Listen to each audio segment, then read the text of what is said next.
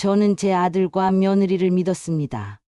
가진 것을 다 내어주며 그들의 성공을 위해 희생했지만 그들은 저를 호주의 황무지에 버렸습니다. 거기서 저는 죽을 뻔했습니다. 어머니가 혼자 어디론가 사라지셨습니다. 저희는 밤낮 없이 어머니를 찾으려고 애썼습니다. 저희가 어머니를 해치려 했다니 말도 안 됩니다. 이 증거를 보십시오. 강남 아파트 매각 자금과 유학비 지출 내역, 그리고 사업 자금 지원 기록입니다. 피고가 이를 부정할 수는 없을 겁니다. 어머니, 저희를 용서해 주세요. 이 돈을 모두 가져가시면 회사가 망하고 저희는 길바닥에 나앉게 됩니다. 너희는 나를 버릴 때 이미 모든 걸 잃었다. 지금 와서 나에게 살려달라고 하지 마라. 사랑했던 가족에게 받은 상처는 깊었지만 저는 저를 다시 일으켜 세웠습니다. 삶에서 중요한 것은 스스로의 가치를 잃지 않는 것입니다. 안녕하세요. 사연 나팔수 채널입니다. 오늘은 호주로 아들 부부와 여행을 갔다가 황무지에 버려진 어머니가 941생으로 살아난 사연을 소개합니다. 사연 시작하기 전에 구독, 좋아요, 알림 설정 부탁드립니다. 김영자의 하루는 새벽 4시에 시작됐습니다. 그녀는 잠든 아들을 깨우지 않으려고 조용히 부엌으로 향했습니다. 부엌에 불을 켜고 쌀을 씻어 밥을 짓고 직접 담근 된장으로 국을 끓였습니다. 아들이 먹을 반찬을 정성껏 준비하면서도 시간은 늘 부족했습니다. 아침밥을 차려놓고 아들을 깨워 학교에 보낸 뒤 그녀는 부랴부랴 자신의 일을 시작했습니다. 남편과 함께 작은 김밥 가게를 운영하던 시절도 있었습니다. 남편은 별로 말이 없는 편이었지만 얼굴은 늘 웃는 얼굴이었습니다. 특히 식당에서 손님이 오시면 항상 밝게 웃고 손님들의 지나친 요구에도 항상 구김없이 밝게 웃으며 귀찮은 요구도 모두 들어주는 성격이었습니다. 무엇보다 영자 씨가 가게에서 일하는 것을 안타깝게 생각하고 늘 아내에게 위로하고 사랑하는 남편이었습니다. 그러나 남편은 아들이 초등학교 4학년일 때 간암으로 세상을 떠났습니다. 당시에는 영자 씨가 남편을 잃은 슬픔이 너무나 커서 함께 세상을 떠나려고 마음먹고 행동을 하려고도 하였지만 어린 아들을 홀로 두고 차마 그렇게 할 수 없었습니다. 다시 마음을 다잡아 먹고 아들을 훌륭하게 키우겠다는 마음으로 그녀는 홀로 가게를 꾸려가야 했습니다. 남편이 있던 시절에는 비록 수입은 적어도 남편의 그늘에서 함께 웃으며 살아갈 수 있었습니다. 하지만 남편이 떠난 후 모든 것이 그녀의 책임으로 돌아왔습니다. 어쩔 수 없이 영자 씨는 더 강해져야 했습니다. 새벽부터 밤늦게까지 가게를 운영하며 김밥을 말고 분식을 만들어 파는 일을 반복했습니다. 가게는 오전 6시에 문을 열었고 아침 식사를 못 먹고 출근하는 회사원들이 들러 간단히 한 끼를 때우는 음식들을 팔았습니다. 점심시간 직장인들과 저녁 퇴근길의 공장 근로자들이 주요 고객이었습니다. 김영자는 하루 평균 16시간 이상 일했습니다. 손님이 몰리는 점심과 저녁 시간에는 앉을 틈도 없었습니다. 그렇게 온종일 일하고도 남는 수익은 적었고 생활비와 아들의 학비를 마련하기에 턱없이 부족했습니다. 그녀는 밤늦게 가게 문을 닫고도 남은 설거지와 청소를 끝낸 후 새벽에 집으로 돌아갔습니다. 몸은 늘 피곤했고 허리와 무릎은 고통으로 비명을 질렀지만 그녀는 이를 악물고 버텼습니다. 아들이 고등학교 3학년이 되자 자신의 포부를 말했습니다. 엄마, 저 대학 가고 싶어요. 외국에서 공부하면 더 많은 기회가 있을 것 같아요. 김영자는 놀란 얼굴로 물었습니다. 외국, 준호야. 그건 돈이 많이 드는 일이야. 엄마가 감당할 수 있을까? 아들은 고개를 끄덕이며 강하게 말했습니다. 엄마, 저는 꼭 해내고 싶어요. 엄마가 도와주시면 나중에 몇 배로 갚을게요. 그의 간절한 눈빛을 본 김영자는 결국 아들의 꿈을 돕기로 결심했습니다. 그녀의 희생은 결실을 맺는 듯 했습니다. 아들이 고등학교를 졸업하고 미국의 UC 버클리 대학교 컴퓨터공학과에 합격했기 때문입니다. 그 소식을 들었을 때 그녀는 뛸 듯이 기뻤습니다. 그러나 동시에 일련의 학비와 생활비로 약 5만 달러, 한화로 약 6천만 원가 필요하다는 사실에 어깨가 무거워졌습니다. 김영자는 아들의 유학을 위해 가진 것을 모두 쏟아부었습니다. 은행 대출과 사채까지 써가며 학비를 마련했고 부족한 금액은 가게 수익을 최대한 쥐어짜며 보탰습니다.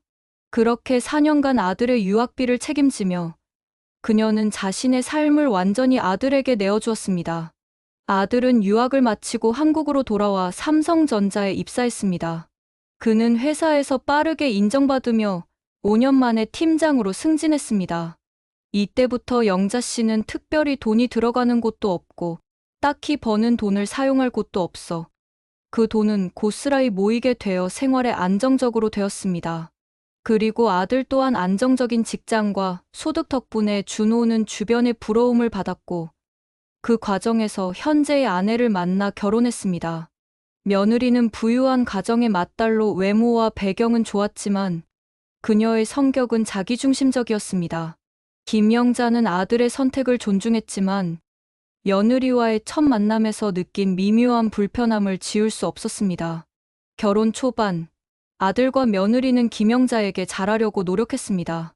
그러나 시간이 지나면서 며느리는 점점 본색을 드러냈습니다. 시어머니가 분식 식당을 하는 것이 못마땅스러운지 무시하는 태도를 은근히 드러내고 무시하였지만 영자 씨는 이에 대해 딱히 말하지 않았습니다. 그렇지만 영자 씨는 분식 식당을 하면서 차곡차곡 한 푼 두 푼 모아 어느새 강남의 한강이 보이는 아파트도 한 채 구입하였습니다. 이때가 영자 씨가 남편이 사망한 이후로는 가장 편안하고 즐거운 삶이었습니다. 아들은 결혼 후 돈을 더 벌고자 IT 사업에 도전했습니다. 초기에는 직장 경험을 살려 사업을 확장하는 듯 했으나 시간이 지나며 자금난에 부딪혔습니다. 사업이 커질수록 추가 자금이 필요했고 결국 그는 어머니를 찾아와 도움을 요청했습니다. 어머니, 사업이 자꾸 커지는데 자금이 조금 더 필요해요. 어머니가 힘들겠지만 2억 원만 좀 도와주세요. 이번 어려움만 지나면 회사가 안정 상태에 들어갈 거예요. 그럼 이 돈은 곧 갚아드릴게요. 아들은 어머니에게 간곡히 부탁했습니다. 영자 씨는 생각해 보았습니다. 그래. 내가 여태까지 아들 하나 잘 만들어 보려고 이 고생했는데 이 녀석이 회사가 안정되면 갚아준다고 하니 이렇게 어려울 때 도와줘야지. 하고 마음먹고 자신은 노후에 사용하기 위해 꽁꽁 묶어두었던 돈 1억 5천만 원과 현재 살고 있는 집을 담보로 5천만 원을 만들어 아들에게 사업자금으로 건네주었습니다. 그렇지만 1년도 지나지 않아 이번에는 아들과 며느리가 함께 와서 영자 씨에게 말하였습니다. 어머니, 지금 여기 살고 있는 강남 아파트 팔아서 회사를 좀 더 크게 키우고 어머니를 돌아가실 때까지 같이 우리 집에서 살면서 봉양하겠습니다. 라고 말하였습니다. 그러자 옆에 있던 며느리는 어머니, 그렇잖아도 제 주변에 있는 친구도 그렇고 친정집에서도 어머님 혼자 사시는데 왜 저희들이 모시고 살지 않냐고 흉을 봐요. 그런 말들을 들으니까 제가 창피해서 돌아다니지를 못하겠어요. 라고 말하며 함께 살자고 하였습니다. 그렇지 않아도 밤이면 혼자 적적했던 영자 씨는 갈등이 생겼습니다. 내가 만약 이 집을 팔고 돈은 아들에게 모두 주고 아들 집에 들어갔다가 냉대받으면 그땐 내가 너무 힘들게 될 거야. 하지만 내가 얼마나 사랑하는 아들인데 그렇게야 내게 하겠어. 그렇잖아도 아들과 손자가 보고 싶을 때 외롭던데 이 기회에 아들 뜻대로 함께 살까? 갈등을 하였습니다. 그런데 아들은 어머니, 나중에 어머니가 돌아가시면 어차피 외동아들인 제가 이 아파트 상속을 받지 않습니까? 그런데 지금 당장 이 아파트를 팔아서 그 돈으로 제가 사업의 밑바탕이 되어 나중에 크게 된다면 얼마나 좋게 되겠어요? 그런데 그 돈이 없어서 지금 내가 망해버리면 어머니나 저나 얼마나 힘들겠어요? 그동안 어머니가 저를 이만큼 키우신다고 얼마나 고생하셨어요? 그런데 지금 이렇게 결정적일 때 어머니가 도와주셔야 그동안 고생하신 보람도 또 있는 거 아니겠어요? 라고 말하였습니다. 또 어머니가 저희들과 함께 살면 얼마나 행복하겠어요? 라고 말하였습니다. 그리고 또 옆에서 며느리는 어머니, 저희들이 어머니 불편하지 않게 잘 모실게요. 하며 약속했습니다. 김영자는 아들이 자신의 희생을 잊지 않았다는 믿음으로 그 제안을 받아들였습니다. 그녀는 평생 일궈온 유일한 자산인 아파트를 팔고 전 재산을 아들에게 건넸습니다. 그러나 그 선택이 그녀의 인생을 완전히 뒤바꿀 줄은 몰랐습니다. 김영자는 자신의 집을 부동산 중개업소에 내놓아 팔고 아들 집으로 이사하고 하는 일이 일사천리로 진행이 되었습니다. 그리고 김영자는 아들과 며느리, 그리고 손자와 함께 살기 시작했습니다. 처음에는 새 가족과 함께하는 생활이 단란하고 행복하게만 느껴졌습니다. 하지만 곧 그녀의 일상은 끝없는 조심스러움과 갈등의 연속이 되었습니다. 손자는 초등학교 고학년으로 공부가 매우 중요할 시기였습니다. 김영자는 손자가 방해를 받지 않도록 자신의 생활 패턴을 크게 바꿨습니다. 그녀는 새벽에 일어나 조용히 집안 청소를 하고 손자와 며느리가 아침을 먹고 나갈 때까지 자신의 방에서 나오지 않았습니다. 손자가 학교에서 돌아온 후에는 혹시라도 자신의 말소리가 공부에 방해가 될까 봐 텔레비전조차 켜지 않았습니다. 그녀는 모든 면에서 며느리와 손자에게 피해를 주지 않으려고 했지만 며느리는 그런 그녀의 배려를 당연히 여기며 오히려 무시하는 태도를 보였습니다. 어느 날 며느리가 친구와 통화하며 이렇게 말하는 것을 듣게 되었습니다. 우리 시어머니? 그냥 평생을 김밥 말아 살아오셨던 분이라 촌스러워. 아무것도 몰라. 요즘 세상에 적응도 못하고. 냄새가 많이 나. 왜? 노친네 냄새. 그냥 집에서 조용히 계셔. 김영자는 그 말을 들은 뒤 아무 말도 하지 못했습니다. 손자의 학업에 영향을 줄까봐 며느리에게 따지지도 않았고 그저 조용히 자신의 방으로 들어가 눈물을 훔쳤습니다. 그녀는 자신이 정말로 가족에게 짐이 되는 사람인 걸까 하는 자책에 시달렸습니다. 하지만 그럴수록 그녀는 더욱 조용히 지내며 스스로를 낮추려고 노력했습니다. 이런 갈등이 쌓이는 와중에 어느 날 저녁 아들과 며느리는 가족 여행을 제안했습니다. 어머니, 요즘 너무 힘드시죠? 저희가 호주로 여행을 갈까 하는데 어머니도 같이 가시면 어떨까요? 김영자는 놀라며 대답했습니다. 아니야. 나는 괜찮다. 너희끼리 가라. 손자도 학교, 공부가 중요한 시기잖니. 내가 손자를 돌볼 테니 너희는 장모님 모시고 다녀와라. 아들은 곧바로 끼어들며 말했습니다. 엄마, 이번 기회는 놓치면 안 돼요. 여행사 이벤트로 무료로 가는 건데 티켓이 3장이에요. 엄마도 한번 외국을 나가 보셔야죠. 나는 그냥 손자 밥해 먹이고 있을 테니 너희 장모랑 갔다 와. 며느리도 거들었습니다. 어머니 애는 우리 어머니가 봐주신대요. 요즘은 오히려 연세 드신 분들이 더 외국도 많이 다니셔요. 이런 기회가 흔치 않잖아요. 김영자는 계속 거절하려 했지만 두 사람의 끈질긴 설득에 결국 수락하고 말았습니다. 여행 준비를 하는 동안 김영자는 마음이 편치 않았습니다. 그녀는 짐을 싸면서 중얼거렸습니다. 내가 이 여행에서 방해가 되지는 않을까? 손자도 없이 가는 여행이 무슨 의미가 있을까? 그러나 그녀는 아들과 며느리의 뜻을 거스르지 않으려 마음을 다잡았습니다. 한편으로는 이번 여행이 부담도 무척되었지만 또 다른 한편으로는 난생 처음 외국 여행이라 마음이 들뜨지기도 하였습니다. 처음에는 당황스런 마음으로 여행을 간다고 속으시며 외출복들을 준비하면서 설렜습니다.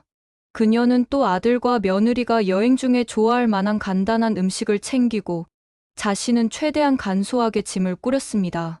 하지만 그녀는 이 여행이 자신의 삶에서 가장 큰 위기가 될 것이라는 사실을 전혀 알지 못했습니다. 호주에 도착하자마자 아들은 호주의 제일 유명한 곳은 미개척지인 황무지라고 말을 하며 그곳부터 트레킹 겸 관광을 하자고 하였습니다. 영자 씨는 애야, 호주에 좋은 곳도 많다던데 웬 황무지로 관광을 가냐? 라고 말하였습니다.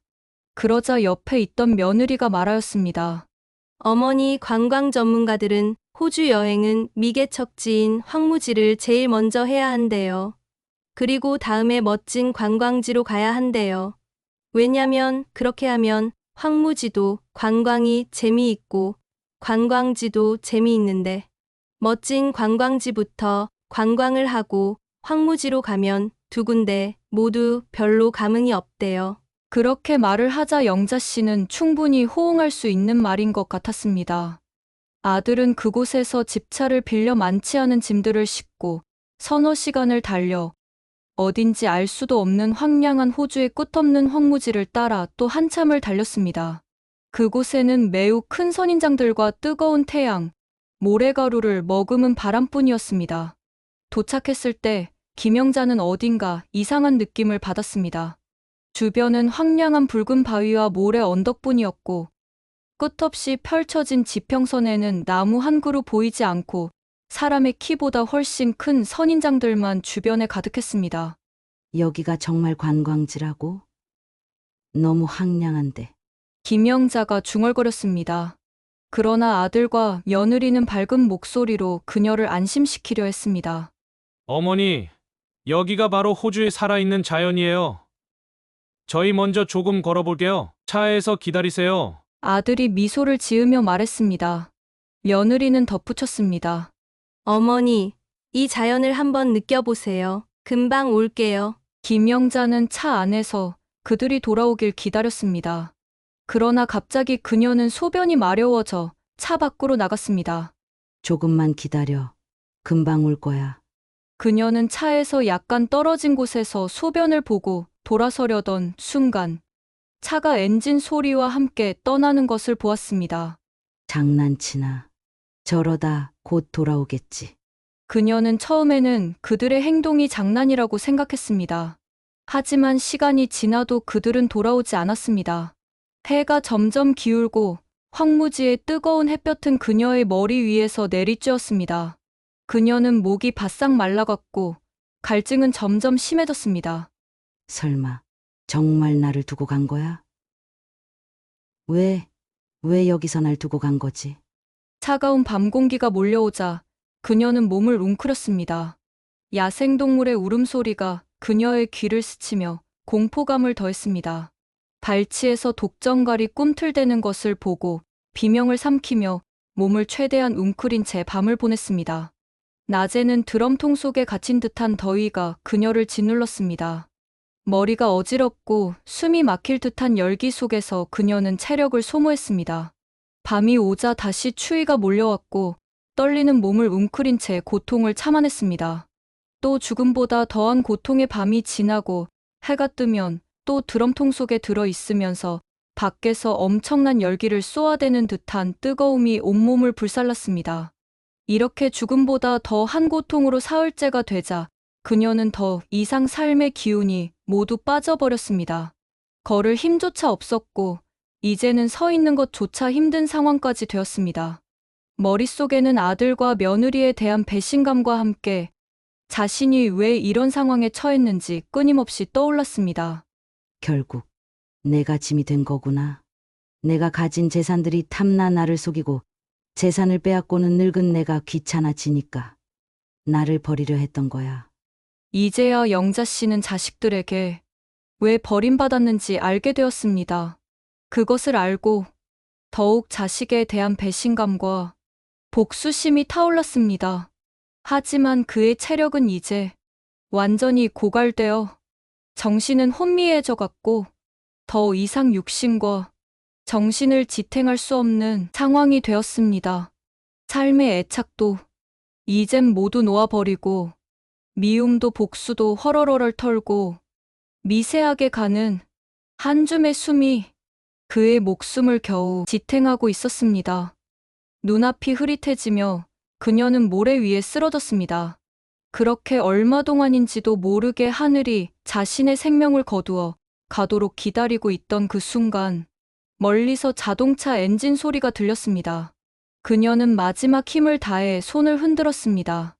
여기요. 제발 살려주세요. 차량은 환경연구팀의 차였습니다. 황무지 생태계 조사를 위해 이곳을 지나가던 중 그녀를 발견한 것이었습니다. 여기 사람 있어요? 빨리 물 좀 주세요. 연구원이 소리쳤습니다. 그녀는 마지막 힘으로 입술을 떨며 간신히 말했습니다. 도와주세요. 연구팀은 그녀를 차에 태우고 응급처치를 하며 병원으로 이송했습니다. 김영자는 기적적으로 목숨을 구했지만 그녀의 마음속에는 아들과 며느리에 대한 깊은 배신감과 분노가 자리 잡았습니다. 김영자는 호주의 병원으로 이송된 뒤 빠르게 회복해 갔습니다. 그녀가 구조된 소식은 현지 매스컴에서 보도되었고 한국 할머니의 극적인 생존이라는 제목으로 화제를 모았습니다. 이를 본 호주 교민들은 병원을 찾아와 그녀를 위로하고 도움을 주었습니다. 교민 중 한 명은 그녀의 안타까운 사연을 듣고 병원비와 한국으로 돌아갈 비행기표까지 마련해 주었습니다. 김영자는 도움을 준 교민들에게 깊이 감사하며 한국으로 돌아왔습니다. 한국에 도착한 그녀는 즉시 변호사를 찾았습니다. 사정을 전해 들은 변호사는 이미 판매한 집은 돌려받을 수는 없지만 아들에게 건넨 사업 자금들은 모두 소송하면 승소할 수 있을 것으로 예측했습니다. 이어서 그녀는 아들의 유학 자금, 사업 자금, 그리고 아파트 매각 대금을 모두 포함한 손해배상 소송을 준비하기 시작했습니다. 그녀는 모든 증거를 철저히 정리하며 자신이 겪은 일을 법적으로 해결하고자 결심했습니다. 재판이 열리자 김영자는 법정에서 담담하게 증언했습니다. 저는 제 아들과 며느리를 믿고 가진 것을 다 내어주었습니다. 하지만 그들은 저를 호주의 황무지에 버렸습니다. 그곳에서 저는 목숨을 잃을 뻔했습니다. 아들은 법정에서 눈물을 흘리며 반박했습니다. 어머니가 혼자 어디론가 사라지셨습니다. 저희는 어머니를 찾으려고 정말 노력했습니다. 그러나 김영자가 제출한 증거와 환경연구팀의 증언이 명확히 사실을 뒷받침했습니다. 판사는 김영자의 피해 상황을 철저히 검토한 뒤 경제적 손실과 정신적 고통을 반영하여 아래와 같은 금액을 판결하였습니다. 판결하겠습니다. 피고 이준호는 원고 김영자에게 22억 원을 지급하라. 판결을 하게 된 금액의 내역으로 피고가 원고에게 준 경제적 손실로 원고 소유의 아파트를 매각하여 준 15억 원, 이전의 사업 지원 자금 2억 원, 정신적 고통 보상으로 호주 황무지에서의 원고를 유기하여 생명의 위험에 빠뜨리게 한 육체적 고통과 아들에 대한 믿음을 저버리게 하여 심적으로 상당한 고통을 유발시킨 점에 대한 보상 5억 원으로 모두 22억 원입니다. 이어서 판사는 판결문을 계속 낭독하였습니다. 본 법원은 원고 김영자가 제출한 증거 자료와 증언을 종합적으로 검토한 결과 피고가 원고가 사망할 때까지 봉양하겠다고 속이고 원고의 재산을 부당하게 편취하고 피고는 원고를 찾기 위해 호주의 황무지에서 노력하였다고 주장을 하나 호주 정부의 실종 신고 또는 이와 유사한 원고를 찾기 위해 노력한 점이 전혀 없는 점으로 보아 피고가 원고를 호주 황무지에 유기한 것이 인정되어 육체적, 정신적 고통을 가한 것이 명백한 것으로 판단하였습니다. 이에 따라 피고는 원고에게 총 22억 원을 즉시 지급할 것을 판결합니다. 라는 판결을 하였습니다. 재판이 끝난 이틀 후 아들과 며느리는 김영자를 찾아와 무릎을 꿇고 눈물로 호소했습니다. 어머니, 저희를 용서해 주세요. 저희 회사가 망하면 정말 끝입니다. 제발 저희를 살려주세요. 김영자는 차분히 대답했습니다. 너희는 나를 끝까지 버리려 했고 지금까지 단 한 번도 나를 진심으로 생각한 적이 없었다. 용서는 하늘의 몫이다. 내가 너희에게 할 말은 하나뿐이다. 스스로 너희의 잘못을 책임져라. 내가 처음에는 너희들에게 원망하는 마음이 너무 커서 형사사건으로 처벌하려고도 생각했지만 부모와 자식 간의 관계를 고려해서 그렇게까지는 하지 않았다.